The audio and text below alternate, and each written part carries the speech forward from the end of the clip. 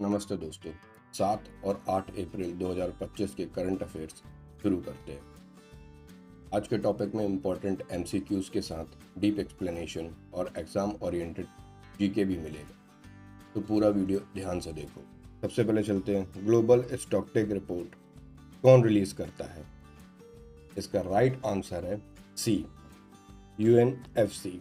देखो, यूएनएफसीसीसी का जो फुल फॉर्म है वो है United Nations framework convention on climate change.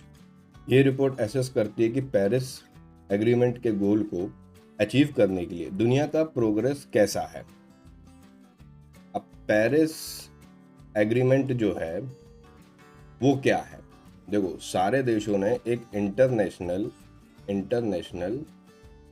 Treaty sign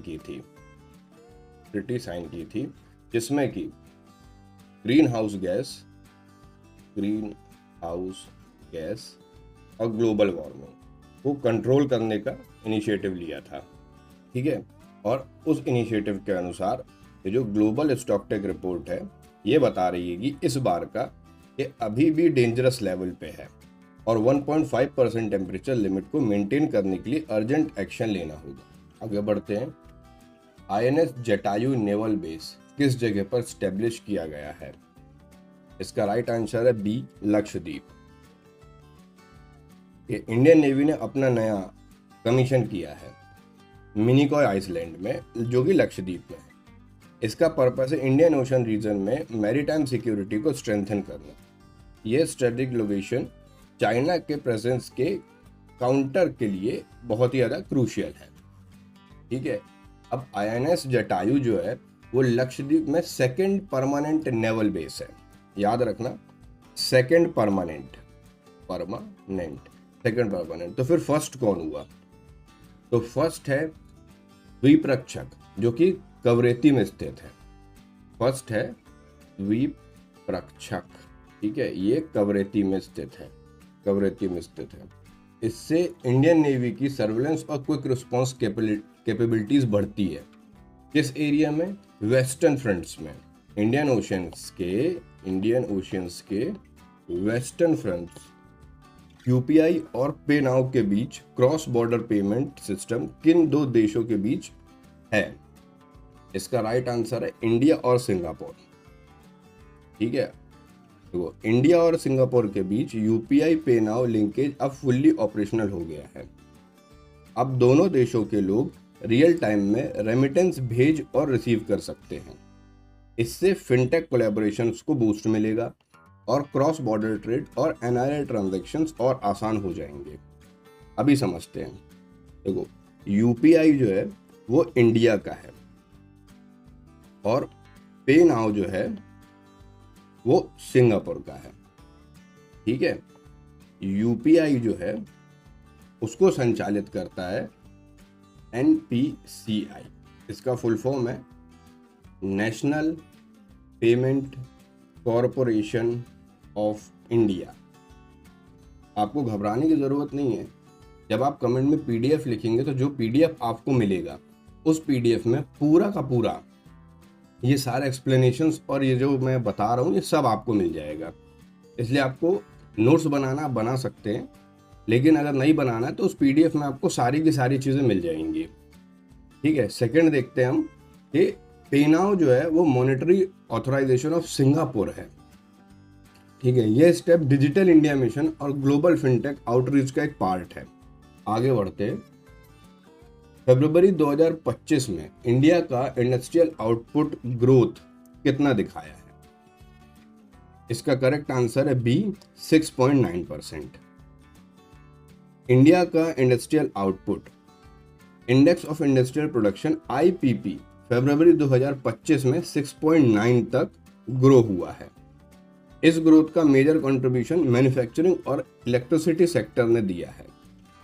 economic revival के इंडस्ट्री के रूप में ये पॉजिटिव सिग्नल माना जा रहा है। थोड़ा आईपीपी के बारे में समझते हैं। ये एक इकोनॉमिक इंडिकेटर है जो मंथली रिलीज होता है। इसको रिलीज करते हैं, ये आपके स्टैटिक जीके का सवाल है, मिनिस्ट्री ऑफ स्टैटिस्टिक्स। 8 अप्रैल को कौन सा इंटरनेशनल डे मनाया जाता है? इसका करेक्ट आंसर है C, day international day of Roma. तो 8 अप्रैल को international day for Roma celebrate किया जाता है। To recognise the cultural heritage, history and challenges of Roma community. ये जिप्सी पीपल्स होते हैं ये। इसका एम है सोशल इंक्लूजन और एंटी डिस्क्रिमिनेटरी अवेयरनेस बढ़ाना ग्लोबली।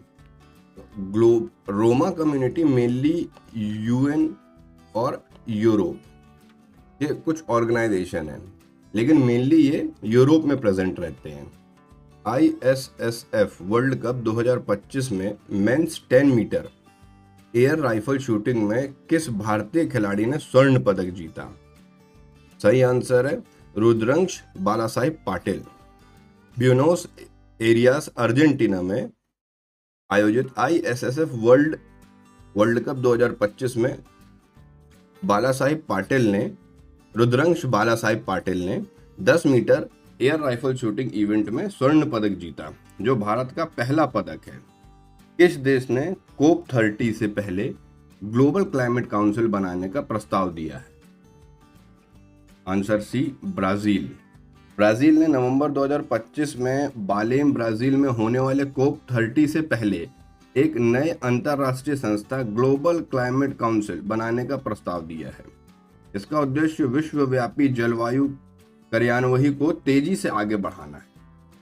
COP30 का मतलब है कॉन्फ्रेंस ऑफ पेरिस, ठीक है। ये UNFCCC का एक ईयरली सम्मेलन है। न्यू पम्बन रेल ब्रिज जो भारत का पहला वर्टिकल लिफ्ट सी ब्रिज है, किस दो स्थल को जोड़ता है? इसका राइट आंसर है रामेश्वरम और मंडपम। प्रधानमंत्री नरेंद्र मोदी ने तमिलनाडु में न्यू पम्बन ब्रिज का उद्घाटन किया है, जो रामेश्वरम आइलैंड को मंडपम से जोड़ता है। ये भारत का पहला वर्टिकल सी ब्रिज है, जो ब्रिटिश काल के पुराने ब्रिज की जगह लेगा। ये ब्रिज समुद्र के ऊपर बना है और पहला ब्रिज है जो वर्टिकल लिफ्ट सी ब्रिज कहलाएगा। अगर आपको आज का वीडियो हेल्पफुल लगा है तो 6 अप्रैल के करंट अफेयर का फुल वीडियो भी जरूर देखो। और दोस्तों, चैनल को सब्सक्राइब जरूर करो, मुझे आप सबके सपोर्ट की बहुत ज़्यादा ज़रूरत है। थैंक यू, मिलते हैं फिर एक और करंट अफेयर के साथ।